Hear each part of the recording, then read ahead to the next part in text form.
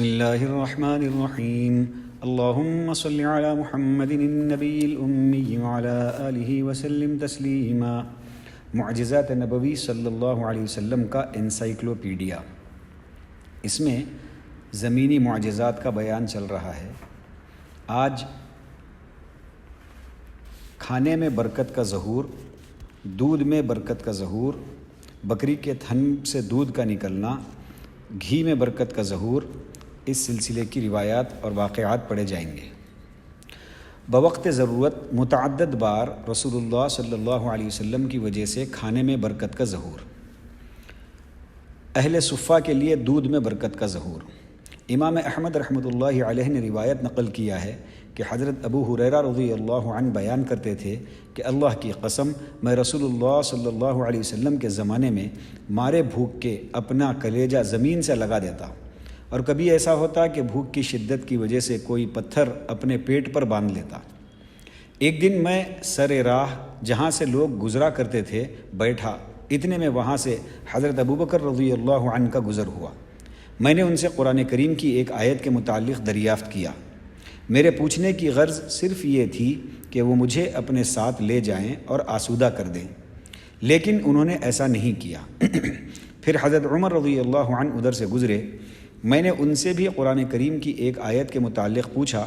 میری غرض یہی تھی کہ وہ مجھے اپنے ساتھ لے جائیں اور کھانا کھلا دیں، لیکن وہ بھی چلتے بنے۔ اس کے بعد ابو القاسم علیہ الصلاۃ والسلام کا گزر ہوا۔ اس راستے سے آپ صلی اللہ علیہ وسلم نے میرے دل کی کیفیت بھانپ لی اور میرے چہرے کے آثار سے سمجھ گئے کہ میں بھوکا ہوں۔ آپ صلی اللہ علیہ وسلم نے آواز دی، اے ابو ہریرہ۔ میں نے عرض کیا، اے اللہ کے رسول صلی اللہ علیہ وسلم، میں حاضر ہوں۔ آپ نے فرمایا کہ میرے ساتھ آؤ۔ میں نے اندر آنے کی اجازت مانگی۔ آپ صلی اللہ علیہ وسلم نے اجازت دے دی۔ میں نے ایک پیالے میں دودھ دیکھا۔ آپ صلی اللہ علیہ وسلم نے پوچھا، تمہیں یہ دودھ کہاں سے ملا؟ اہل خانہ نے کہا کہ اسے فلاں خاندان کے فلاں شخص نے ہمیں ہدیہ دیا ہے۔ آپ صلی اللہ علیہ وسلم نے فرمایا، اے ابو ہریرہ۔ میں نے عرض کیا، میں حاضر ہوں اے اللہ کے رسول صلی اللہ علیہ وسلم۔ آپ نے فرمایا کہ اہل صفہ کے پاس جاؤ اور انہیں بلا کر میرے پاس لاؤ۔ اہل صفہ اسلامی مہمان تھے۔ یہ لوگ ایسے تھے کہ راحت و آرام کے لیے نہ ان کے پاس گھر تھا اور نہ ہی ضرورت پوری کرنے کے لیے مال و دولت تھی۔ جب رسول اللہ صلی اللہ علیہ وسلم کے پاس کوئی ہدیہ آتا تو اس میں سے جتنا لینا ہوتا لے لیتے اور بقیہ اصحاب صفہ کو بھیج دیتے۔ ابو ہریرہ رضی اللہ عنہ کہتے ہیں کہ میں اس بات سے غمزدہ ہو گیا کہ میں یہ چاہ رہا تھا کہ اتنا دودھ پی لوں کہ دن کے بقیہ حصے اور رات کو جسم میں طاقت و قوت محسوس ہو۔ میں نے اپنے جی میں کہا کہ میں ہی پیغامبر ہوں، جب یہ اہل صفہ آئیں گے تو مجھے ہی انہیں پلانا ہوگا۔ اور میں نے یہ بھی سوچا کہ اگر وہ لوگ دودھ پینا شروع کریں گے تو میرے لیے کچھ بھی دودھ باقی نہیں رہے گا، اور ادھر اللہ اور اس کے رسول صلی اللہ علیہ وسلم کی اطاعت بھی ضروری تھی۔ بہرحال میں انہیں بلانے چلا۔ وہ لوگ بھی آ گئے اور اندر آنے کی اجازت طلب کی۔ آپ صلی اللہ علیہ وسلم نے انہیں اجازت دے دی۔ وہ اپنی اپنی جگہ لے کر گھر میں بیٹھ گئے۔ پھر آپ صلی اللہ علیہ وسلم نے فرمایا، اے ابو ہریرہ، یہ پیالہ لو اور ان لوگوں کو پلاؤ۔ میں نے پیالہ لے لیا اور انہیں پلانا شروع کیا۔ ایک آدمی پیالہ لیتا اور پی کر جب سیراب ہو جاتا تو پیالہ واپس کر دیتا۔ پھر میں پیالہ دوسرے شخص کو دیتا تو وہ بھی پی کر سیراب ہو جاتا، پھر پیالہ واپس کر دیتا، یہاں تک کہ میں نے وہاں موجود آخری شخص کو بھی پلا دیا اور پیالہ رسول اللہ صلی اللہ علیہ وسلم کے حوالے کر دیا۔ آپ نے پیالہ لے کر اس کو اپنے ہاتھ میں رکھا اور اس پیالے میں بچا ہوا حصہ رہ گیا تھا۔ پھر آپ صلی اللہ علیہ وسلم نے اپنے سر کو اٹھایا اور میری طرف دیکھ کر مسکرائے اور پیار سے فرمایا، ابا ہر۔ میں نے عرض کیا کہ میں حاضر ہوں یا رسول اللہ صلی اللہ علیہ وسلم۔ آپ نے فرمایا، اب ہم اور تم باقی رہ گئے۔ میں نے کہا کہ آپ نے سچ فرمایا اے اللہ کے رسول صلی اللہ علیہ وسلم۔ آپ نے فرمایا، آؤ بیٹھو اور پیو۔ ابو ہریرہ رضی اللہ عنہ کہتے ہیں کہ میں بیٹھ گیا اور پیا۔ آپ صلی اللہ علیہ وسلم نے فرمایا، اور پیو۔ میں نے پھر پیا۔ آپ برابر مجھ سے کہتے رہے کہ اور پیو اور پیو۔ مجھے پیتے پیتے آخر میں یہ کہنا پڑا کہ نہیں، اس ذات کی قسم جس نے آپ کو حق کے ساتھ مبعوث فرمایا ہے، میرے پیٹ میں اب بالکل جگہ نہیں ہے۔ آپ صلی اللہ علیہ وسلم نے فرمایا، پیالہ مجھے دو۔ میں نے پیالہ آپ کی طرف لوٹا دیا، چنانچہ آپ نے بچا ہوا دودھ تناول کیا۔ امام بخاری رحمۃ اللہ علیہ نے بھی اس کو ابو نعیم سے روایت کیا ہے اور ترمذی نے بھی اس کی تخریج کی ہے اور انہوں نے اس حدیث کو صحیح کہا ہے۔ دوسرا واقعہ، رسول اللہ صلی اللہ علیہ وسلم کے چھونے کی برکت سے بکری کے تھن سے دودھ کا نکلنا۔ امام احمد نے عبداللہ بن مسعود رضی اللہ عنہ سے روایت کی ہے کہ میں عقبہ بن ابی معیط کی بکریاں چرایا کرتا تھا۔ ایک مرتبہ رسول اللہ صلی اللہ علیہ وسلم اور حضرت ابو بکر رضی اللہ عنہ میرے پاس سے گزرے۔ آپ صلی اللہ علیہ وسلم نے پوچھا، اے لڑکے، دودھ ہے؟ میں نے عرض کیا کہ ہاں، لیکن امانت ہے۔ آپ نے فرمایا، کیا کوئی ایسی بکری ہے جس کی جفتی نہیں ہوئی؟ میں نے ایک بکری حاضر کی۔ آپ صلی اللہ علیہ وسلم نے اس کے تھن کو چھوا تو دودھ اتر آیا، پھر اس کو ایک برتن میں دوہا اور خود بھی پیا اور ابو بکر رضی اللہ عنہ کو بھی پلایا۔ پھر تھن سے کہا کہ سکڑ جا، چنانچہ تھن سکڑ گیا۔ اس کے بعد میں آپ صلی اللہ علیہ وسلم کے پاس آیا اور عرض کیا، اے اللہ کے رسول صلی اللہ علیہ وسلم، یہ ترکیب مجھے بھی بتا دیجئے۔ آپ صلی اللہ علیہ وسلم نے میرے سر پر اپنا ہاتھ رکھ کر فرمایا، اللہ تم پر رحم کرے، تم بہت ہی ہوشیار لڑکے ہو۔ امام بیہقی کی روایت کے مطابق حضرت عبداللہ بن مسعود رضی اللہ عنہ نے کہا کہ میں آپ صلی اللہ علیہ وسلم کے پاس ایک چھوٹا سا بکری کا بچہ لایا۔ آپ صلی اللہ علیہ وسلم باندھ کر اس کے تھن پر ہاتھ پھیرنے لگے اور دعا کرنے لگے۔ حضرت ابو بکر رضی اللہ عنہ آپ صلی اللہ علیہ وسلم کے پاس ایک پیالہ لے کر آئے۔ آپ نے اس پیالے میں دودھ دوہ کر ابو بکر رضی اللہ عنہ کو پلایا اور خود بھی نوش فرمائے۔ پھر آپ صلی اللہ علیہ وسلم نے تھن سے کہا کہ سکڑ جاؤ، چنانچہ وہ تھن سکڑ گیا۔ یہ دیکھ کر میں نے عرض کیا، اے اللہ کے رسول صلی اللہ علیہ وسلم، اس ترکیب کو مجھے بھی سکھا دیجئے۔ آپ صلی اللہ علیہ وسلم نے میرے سر پر ہاتھ پھیرا اور فرمایا، تو عقل مند لڑکا ہے۔ چنانچہ میں نے آپ صلی اللہ علیہ وسلم سے 70 صورتیں سیکھی، کسی فرد انسانی نے ان میں مجھ سے اختلاف نہیں کیا۔ ایک اور واقعہ ہے، لکھا ہے، معبد خزاعیہ کی کمزور بکری سے دودھ کا نکلنا اور اس کا رسول اللہ صلی اللہ علیہ وسلم کی صفت بیان کرنا۔ امام بیہقی نے ابو معبد خزاعی سے روایت کی ہے کہ رسول اللہ صلی اللہ علیہ وسلم ہجرت کی رات مکے سے مدینے کی طرف نکلے۔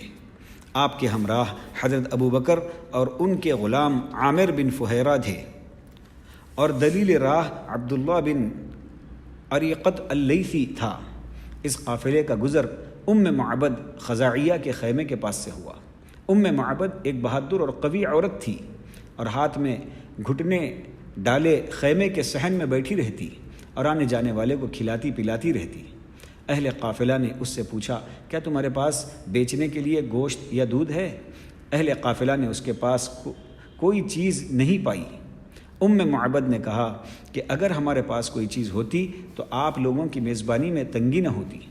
اور ادھر لوگوں کا یہ حال تھا کہ وہ بے سر و سامانی اور خشک سالی سے دوچار تھے۔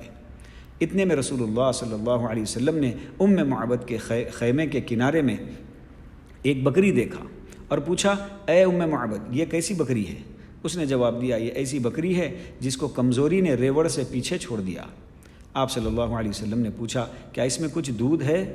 اس نے جواب دیا، یہ اس سے کہیں زیادہ کمزور ہے، اس لیے دودھ نہیں دے سکتی۔ آپ صلی اللہ علیہ وسلم نے فرمایا، کیا تم مجھے اس کا دودھ دوہنے کی اجازت دیتی ہو؟ اس نے کہا کہ اگر یہ دودھ دے سکتی ہے تو وہ لیجئے۔ رسول اللہ صلی اللہ علیہ وسلم نے بکری کو منگوایا اور اللہ تعالیٰ کا نام لے کر اس بکری پر اور اس کے تھن پر ہاتھ پھیرا، پھر اللہ کا نام لیا اور ایک بڑا برتن لیا جو ایک جماعت کو آسودہ کر سکے، یعنی کافی ہو سکے، پیٹ بھر سکے پوری ایک جماعت کا۔ بکری نے اپنے دونوں ٹانگوں کو پھیلا دیا اور تھن میں دودھ اتر آیا۔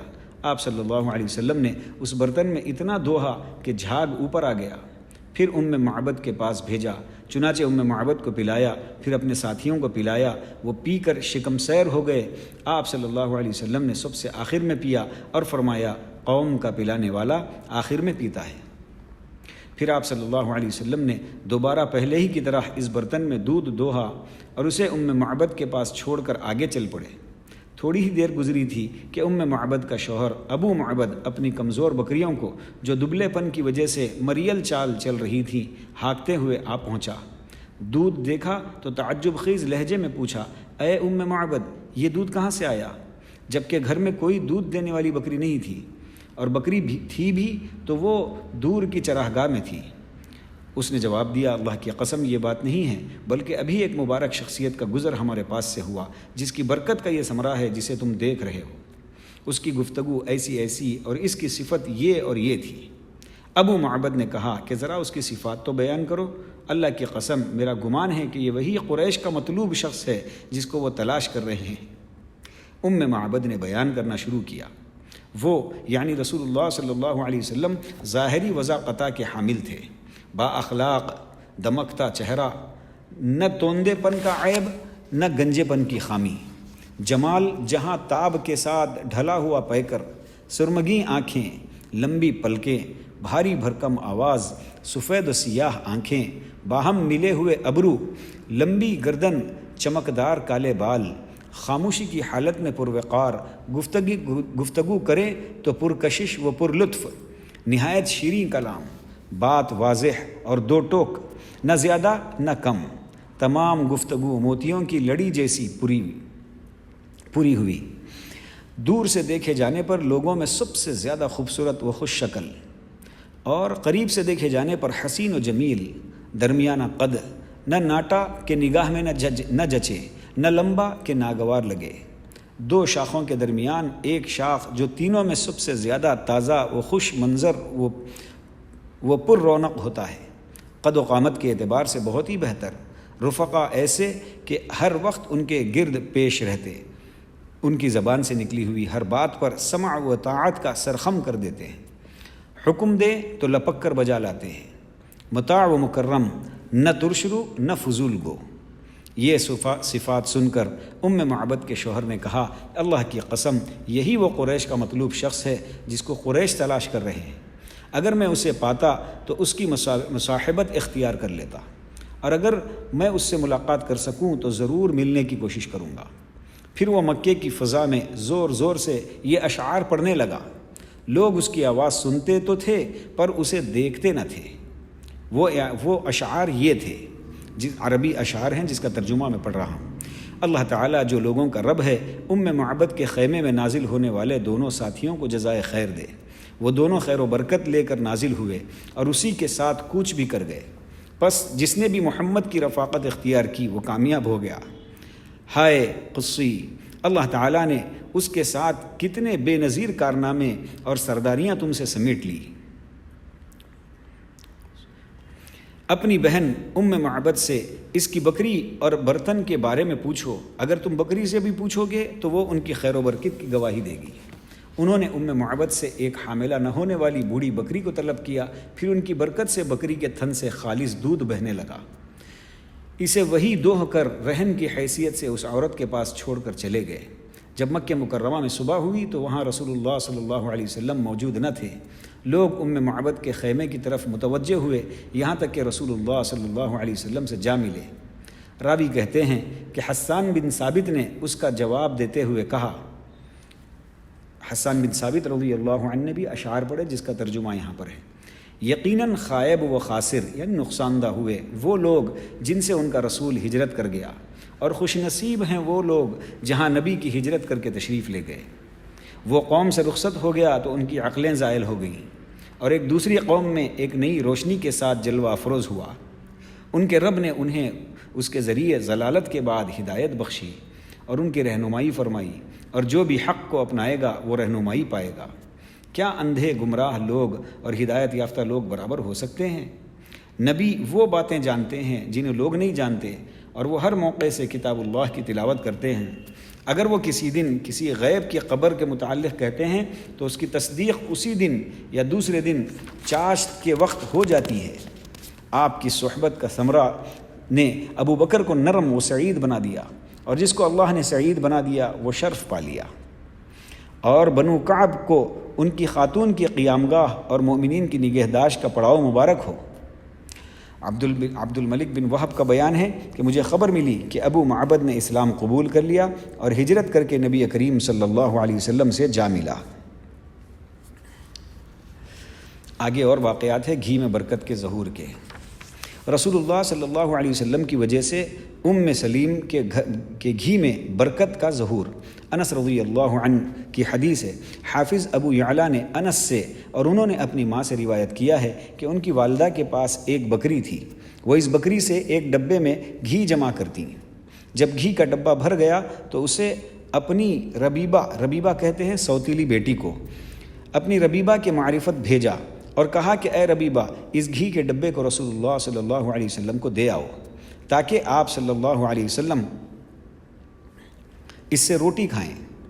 ربیبہ اس ڈبے کو لے کر رسول اللہ صلی اللہ علیہ وسلم کی خدمت میں حاضر ہوئی اور عرض کیا، اے اللہ کے رسول، یہ گھی کا ڈبہ ہے، سلیم نے اسے آپ کے لیے بھیجا ہے۔ آپ نے فرمایا، اس ڈبے کو خالی کر دو۔ چنانچہ گھی کا ڈبہ خالی کر کے لوٹا دیا گیا۔ ربیبہ اس ڈبے کو لے کر چلی آئی، گھر میں پہنچی تو سلیم نہیں تھی، تو اس نے کھونٹی پر ڈبے کو لٹکایا۔ اتنے میں سلیم آئی تو دیکھا کہ ڈبہ گھی سے بھرا ہوا ٹپک رہا ہے۔ سلیم نے کہا کہ اے ربیبہ، کیا میں نے تجھے اس ڈبے کو رسول اللہ صلی اللہ علیہ وسلم کی خدمت میں پیش کرنے کو نہیں کہا تھا؟ ربیبہ نے جواب دیا، میں تو رسول اللہ صلی اللہ علیہ وسلم کو گھی دے آئی تھی، اگر آپ میری تصدیق نہیں کرتی تو چل کر رسول اللہ صلی اللہ علیہ وسلم سے پوچھ لیجئے۔ سلیم ربیبہ کو لے کر چلی اور عرض کیا، اے اللہ کے رسول صلی اللہ علیہ وسلم، میں نے ربیبہ کی معرفت آپ صلی اللہ علیہ وسلم کے لیے ایک گھی کا ڈبہ بھیجا تھا۔ آپ صلی اللہ علیہ وسلم نے فرمایا، تم نے یقیناً بھیجا تھا اور اسے لے کر یہ آئی بھی تھی۔ سلیم نے عرض کیا، قسم ہے اس ذات کی جس نے آپ کو دین حق کے ساتھ بھیجا ہے، وہ ڈبہ اب تک بھرا ہوا ہے اور اس سے گھی ٹپک رہا ہے۔ یہ سن کر رسول اللہ صلی اللہ علیہ وسلم نے فرمایا، اے سلیم، اگر اللہ نے تمہیں کھلایا جیسا کہ تم نے اس کے نبی کو کھلایا ہے تو بھلا اس میں تعجب کی کیا بات ہے؟ جاؤ خود بھی کھاؤ اور دوسروں کو بھی کھلاؤ۔ سلیم کا بیان ہے کہ میں اپنے گھر واپس آئی اور اپنے ایک بڑے پیالے میں ایسے اور ایسے تقسیم کر دیا اور اس کے بقیہ سے ہم 1 یا 2 ماہ تک روٹی کھاتے رہے۔ اوس بن خالد کی حدیث، ایک دوسری حدیث یہاں پر بیان کی گئی ہے۔ امام بیہقی نے اوس بن خالد سے اور انہوں نے اوس البنزیہ سے روایت کی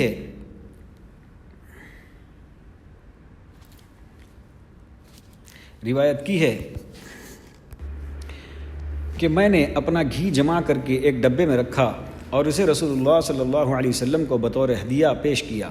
آپ نے قبول کر لیا اور تھوڑا سا گھی ڈبے ہی میں چھوڑ دیا اور ڈبے میں پھونک کر برکت کی دعا کی اور فرمایا، اوس کو اس کے گھی کا ڈبہ لوٹا دو۔ اہل بیت نے ڈبہ لوٹایا تو وہ گھی سے بھرا ہوا تھا۔ اوس کہتی ہیں کہ میں نے گمان کیا کہ شاید رسول اللہ صلی اللہ علیہ وسلم نے ہدیہ قبول نہیں کیا، چنانچہ میں آواز لگاتے ہوئی آئی اور عرض کیا، اے اللہ کے رسول صلی اللہ علیہ وسلم، میں نے تو اسے آپ کے کھانے کے لیے جمع کیا تھا۔ آپ صلی اللہ علیہ وسلم کو معلوم ہو گیا کہ آپ کی دعا قبول ہو گئی ہے۔ آپ نے فرمایا، جاؤ اور اس سے کہو کہ وہ گھی کھائے اور برکت کی دعا کرے۔ اس کے بعد وہ نبی کریم صلی اللہ علیہ وسلم کی بقیہ عمر میں اور حضرت ابو بکر، عمر اور عثمان رضوان اللہ علیہم اجمعین کے دور حکومت میں کھاتی رہیں، حتیٰ کہ حضرت علی، حضرت معاویہ رضی اللہ عنہما کے دور حکومت میں وہ ڈبہ ویسے ہی بھرا رہا جیسے کہ پہلے تھا۔ شریک کے گھی میں برکت کا ظہور، ایک اور واقعہ یہاں پر ہے، لکھا ہوا ہے۔ امام بیہقی نے ابو ہریرہ رضی اللہ عنہ سے روایت کی ہے کہ قبیلے دوس کی ایک عورت جس کا نام شریک تھا، وہ رمضان میں اسلام لائی۔ پھر امام بیہقی نے شریک کی ہجرت اور یہودی کے ساتھ پیش آنے والا واقعہ بیان کیا کہ شریک کو شدت سے پیاس لگی تو یہودی نے پانی دینے سے انکار کر دیا جب تک کہ شریک یہودیہ نہ ہو جائیں۔ شریک کو نیند آ گئی تو خواب میں دیکھا کہ ان کو کوئی پانی پلا رہا ہے۔ جب وہ نیند سے بیدار ہوئی تو سیراب ہو چکی تھی۔ جب وہ رسول اللہ صلی اللہ علیہ وسلم کے پاس آئیں تو سارا قصہ آپ صلی اللہ علیہ وسلم کو کہہ سنایا۔ آپ صلی اللہ علیہ وسلم نے ان کو شادی کا پیغام دیا۔ شریک نے اپنے آپ کو اس قابل نہیں سمجھا اور عرض کیا، بلکہ آپ اپنے علاوہ جس سے چاہے شادی کر دیں۔ آپ صلی اللہ علیہ وسلم نے ان کی شادی حضرت زید سے کر دی اور شریک کو 30 صاع جو بطور مہر دینے کا حکم دیا اور فرمایا کہ کھاؤ، ناپ کر نہ رکھو۔ شریک کے پاس گھی کا ایک ڈبہ تھا جسے وہ رسول اللہ صلی اللہ علیہ وسلم کو ہدیہ دینے کے لیے رکھی تھی۔ انہوں نے اپنی لونڈی کو حکم دیا کہ وہ اسے رسول اللہ صلی اللہ علیہ وسلم کو دے آئے۔ جب اس لونڈی نے یعنی کام والی نے برتن خالی کر دیا تو آپ صلی اللہ علیہ وسلم نے حکم دیا کہ لوٹنے کے بعد اسے لٹکا دے اور اس میں بخیلی نہ کرے۔ جب ام شریک گھر میں داخل ہوئیں تو اس ڈبے کو بھرا ہوا پایا۔ لونڈی سے پوچھا، کیا میں نے تجھے حکم نہیں دیا تھا کہ اسے رسول اللہ صلی اللہ علیہ وسلم کے پاس لے جاؤ؟ اس نے جواب دیا کہ میں نے آپ کا فرمان پورا کر دیا تھا۔ اس بات کو جب گھر والوں نے رسول اللہ صلی اللہ علیہ وسلم سے ذکر کیا تو آپ نے انہیں حکم دیا کہ وہ اس برتن کو نہ اڑنے لے۔ پھر برابر وہ ایسا ہی رہا یہاں تک کہ ام شریک نے اس کو الٹ دیا۔ پھر گھر والوں نے جو کا وزن کیا تو انہوں نے 30 صاع پایا، اس میں سے کچھ بھی کم نہیں ہوا تھا۔ ام مالک کے گھر گھی میں برکت کا ظہور۔ امام مسلم نے جابر رضی اللہ عنہ سے روایت کی ہے کہ ام مالک رسول اللہ صلی اللہ علیہ وسلم کو ایک کپی میں گھی، کپی کہتے ہیں ڈبے کو، بطور ہدیہ بھیجا کرتی تھی۔ ان کے بیٹے سالن مانگتے اور گھر میں کچھ نہ ہوتا تو ام مالک اس کپی کے پاس جاتی جس کو رسول اللہ صلی اللہ علیہ وسلم کے لیے ہدیہ بھیجا کرتی تھی، تو اس میں گھی موجود ہوتا۔ اس طرح گھر کا سالن برقرار رہتا۔ ایک مرتبہ انہوں نے اس کپی کو نچوڑ لیا، پھر وہ رسول اللہ صلی اللہ علیہ وسلم کے پاس آئیں۔ آپ صلی اللہ علیہ وسلم نے پوچھا، تم نے اسے نچوڑ لیا؟ انہوں نے عرض کیا کہ ہاں۔ آپ صلی اللہ علیہ وسلم نے فرمایا، اگر تو ایسے ہی چھوڑ دیتی تو وہ ہمیشہ یوں ہی برقرار رہتا۔ اور مسلم نے جابر رضی اللہ عنہ سے یہ بھی روایت کی ہے کہ ایک آدمی رسول اللہ صلی اللہ علیہ وسلم سے کھانا مانگنے آیا۔ آپ صلی اللہ علیہ وسلم نے اسے آدھا وسق جو دیا۔ پھر وہ شخص، اس کی بیوی اور اس کے مہمان اس میں سے کھاتے رہے یہاں تک کہ اس شخص نے اس کو ناپا۔ پھر وہ شخص رسول اللہ صلی اللہ علیہ وسلم کے پاس آیا تو آپ صلی اللہ علیہ وسلم نے فرمایا، اگر تو اس کو نہ ناپتا تو تم اس میں سے کھاتے رہتے اور وہ اتنا ہی رہتا۔ اللہ سبحانہ وتعالی ہم تمام کو نبی پاک صلی اللہ علیہ وسلم کی عظمت کرنے کی توفیق نصیب فرمائے، آپ صلی اللہ علیہ وسلم سے محبت نصیب فرمائے، عشق کے درجے میں محبت دلوں میں راسخ فرمائے، آپ صلی اللہ علیہ وسلم کی سنتوں والی زندگی ہم تمام کو مقدر فرمائے، آپ صلی اللہ علیہ وسلم کے دست مبارک سے حوض کوثر سے جام کوثر نصیب فرمائے، اور آپ صلی اللہ علیہ وسلم کا پڑوس ہم تمام کو آخرت کی ہمیشہ کی زندگی میں نصیب فرمائے۔ وآخر دعوانا ان الحمد للہ رب العالمین۔